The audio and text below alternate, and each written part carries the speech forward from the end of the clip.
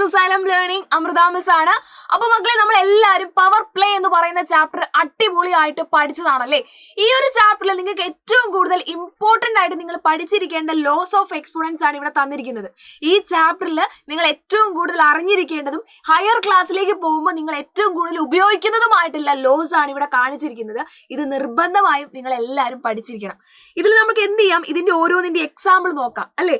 First law എന്ന് പറയുന്നതിന്റെ example എന്ന് പറയുന്നത് 2⁵ into 2⁵ വന്നു എന്ന് വിചാരിക്കാം. 2⁵ into 2⁵. നിങ്ങൾ ശ്രദ്ധിക്കേണ്ടത് ഈ താഴെയുള്ള നമ്പറുകൾ നോക്കുക, രണ്ടും സെയിം ആണ് അല്ലെ. അപ്പൊ എന്താവും, ഇവിടെയും അത് തന്നെ വരും. താഴെയുള്ള ആൾക്കാർ സെയിം ആണെങ്കിൽ അത് തന്നെയാണ് ആൻസറിൽ വരിക. ഇനി മുകളിൽ എന്താ വരുന്നത് എന്ന് വെച്ച് കഴിഞ്ഞാൽ ഈ രണ്ട് ആൾക്കാരെ നമ്മൾ ആഡ് ചെയ്യണം, അതായത് 3 + 5 ചെയ്യണം. സോ 2⁵8 എന്നാണ് ഇതിന്റെ ആൻസർ വരുന്നത്. അടുത്തത് നോക്കുക, കോഷ്യന്റ് ലോ. അതായത് ഈ സെയിം സാധനം തന്നെ 2⁵5 ഡിവൈഡഡ് ബൈ 2⁵3 എന്ന് വന്നു എന്ന് വിചാരിക്കുക. അപ്പൊ 2⁵5 ഡിവൈഡഡ് ബൈ 2⁵3 ആണ്. ഇവിടെയും 2 ആണ്, ഇവിടെയും 2 ആണ്. അപ്പൊ ആൻസറിലും 2 തന്നെ വരും. ഇനി മുകളിലുള്ള പവേഴ്സിനെ നമ്മൾ എന്ത് ചെയ്യണം, ഇവിടെ ഡിവിഷൻ ആയതുകൊണ്ട് തന്നെ സബ്ട്രാക്ട് ചെയ്യണം. 5 - 3 എന്ന് വരും. അതായത് 2⁵2 ആണ് നമ്മളുടെ ഫൈനൽ ആൻസർ എന്ന് പറയുന്നത്. അപ്പൊ രണ്ട് ലോ പഠിച്ചേ, പ്രൊഡക്റ്റ് റൂളും കോഷ്യന്റ് റൂളും നമ്മൾ പഠിച്ചു. ഇനി അടുത്തത് പവർ ഓഫ് പവേഴ്സ്.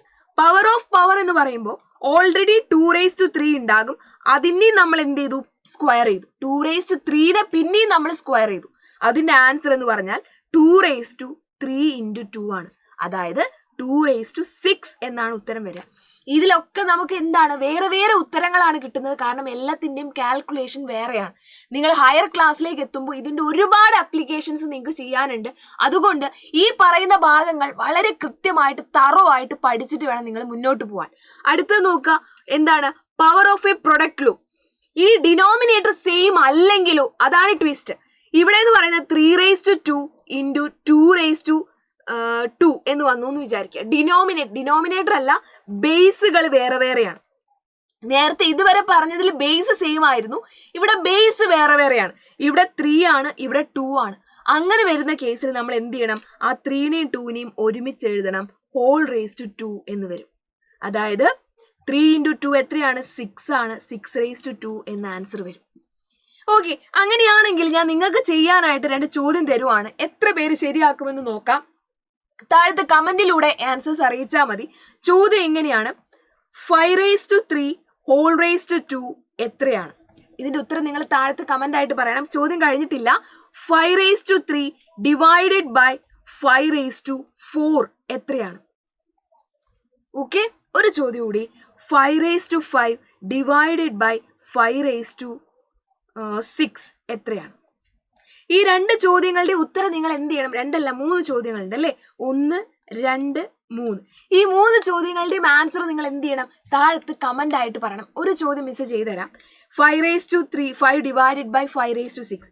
5⁵5 - 6 വരും. അതായത് 5⁻⁻1 എന്ന് വരും. ഇത് നമുക്ക് എന്ത് ചെയ്യണം, ഈ മൈനസ് ഒഴിവാക്കാനായിട്ട് നമ്മൾ റെസിപ്രോക്കൽ എടുത്താൽ മതി.